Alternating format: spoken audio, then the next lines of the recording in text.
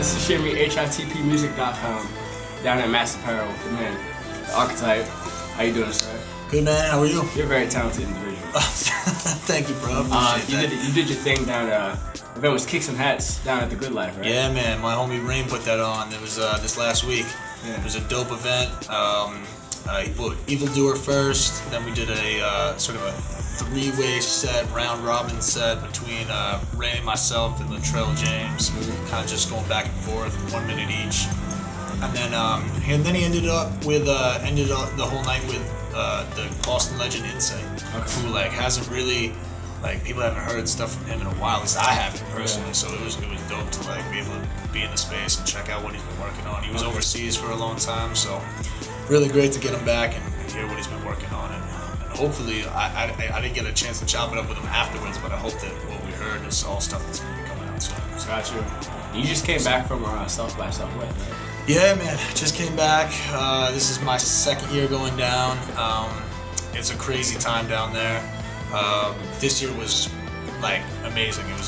I feel like every year I go down, it gets better. Okay. You know, I mean, you run into more people. More people have been coming down on a regular basis now. Like this year, Boston's presence down in South by was really, really heavy this year. I heard. Talk about that a little bit. Yeah, it was dope, man. I mean, you sort of standard picks like Rex and Term. They were there repping because those dudes have been going there for years. You know what I mean? They've been repping for us. But this year, you also had you had Dutch Rebel down there. Natural was down there. Natural was on my flight. I saw him in the morning on the way down. You had Fran P down there. You had Esh the Monolith. I rocked with Esh and Mo Pope. And there's just this whole presence. Michael Christmas, Tim LaRue, all these dudes were all down there. You know, and we all just running into each other. And none of us rocked. I think Esh and Mo were the only dudes I know that rocked sets together. Maybe Christmas and Dutch did too. I think that there might have been a little crossover there. But for the most part, we were all rocking separate sets. So at any given moment, you know that your city's being represented by someone really dope somewhere around the city. Sometimes maybe even simultaneously. So it's just a good feeling, man. You know, you're walking down the street, and all of a sudden you bump into a familiar face of someone. I've worked with all those people, so for me it was a great feeling to be able to see people that whose music I love and that are just really good people, and just doing their thing and on their own grind. Because honestly, for me, it makes me feel like they're not only grinding for themselves, but they're grinding for me as well. You know, the way I see it is, we all stand to benefit from Boston getting exposure. Okay. Yeah. You know, there's no way that, you know, if a Michael Christmas gets this city exposure, there's no way that the people that are around Michael Christmas aren't also going to be exposed. You know, it's the same. It's the same with any city. You know, you see these dudes come out of any city, and it's all of a sudden people are like, well, what else is going on in that city? You know, and South by is a great opportunity because the whole world is coming to one place at one given time. So when your city's represented really heavily, it's a good feeling. So going down there and then coming back, did that kind of change your mindset on anything that you had going on currently, the moves that you wanted to make coming back? I mean, going into next year? It's funny, I actually just did another interview specifically about South by that sort of asked that same question. And I'll answer it the same way, because I think it always does. What it really shows you is that it shows you how big the world is, you know, and how small you are in that big world, you know. There are thousands of people all trying to do the same thing we're all trying to do, you know. And so, you know, if you just stay in Boston, or if you stay in the Northeast or New England or whatever, you kind of it's easy to slide into sort of a well, you know, I'm making my little buzz and that's cool and whatever, but it's hard to remember that it's a giant world out there, and just because people may know you around the Northeast or know you around New England, they don't know who the hell you are when you get out west, you know what I mean?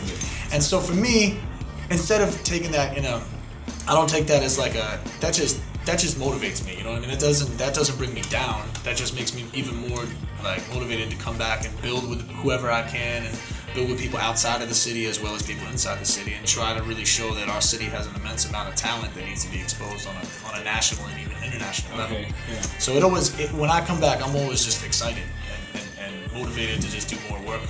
So speaking of work, have you been working with anyone locally, or are you planning on it? Yeah, man, I got a ton of stuff working locally. I've got I'm wrapping up my album with Mo Pope right now. Our group is Still Gold, STL GLD. And yeah, we got some stickers right here.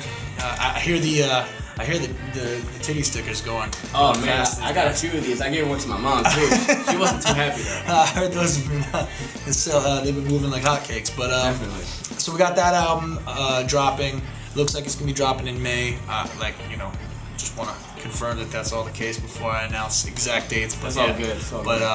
But that album's that's a project we've been working on for a long time, and so I'm really proud of that. It's gonna be a really dope project. I'm excited for everybody to hear that. I'm also working on a new album for Fran P.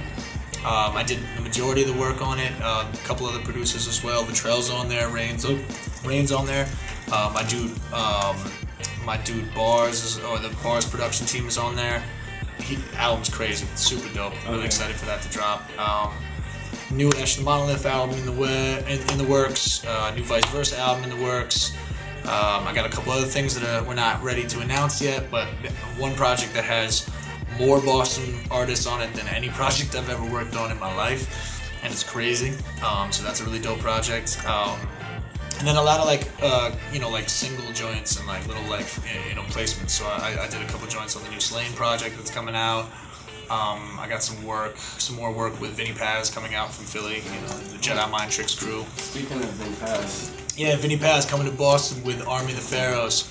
Those are the dudes, man. Those are the homies. And I've got some projects of my own in the works too. So I'm finally going to be dropping some of my own projects, which I'm psyched about. I mean, they've been things I've been talking about for years, but coming close to wrapping one up, and I'm going to be making official announcements about that soon once I got all. All right, you own a studio, correct? Yeah, I own the Bridge Sound and Stage. I co-own it with my business partner, Owen Curtin. Okay. And we've had that now it's in North Cambridge. We've had it for just over 5 years. We just celebrated our 5-year anniversary in February. Okay.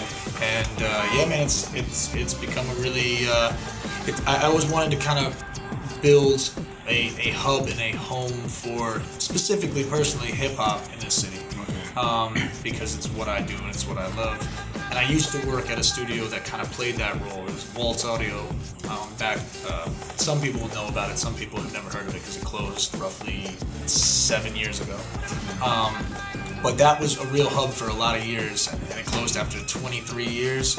And once that closed, it was like the hip hop scene kind of dispersed, and it went into all these different studios, trying to find a new home or whatever. So I've been trying to foster that sense of community and that sense of home up at the Bridge, and it's been going well.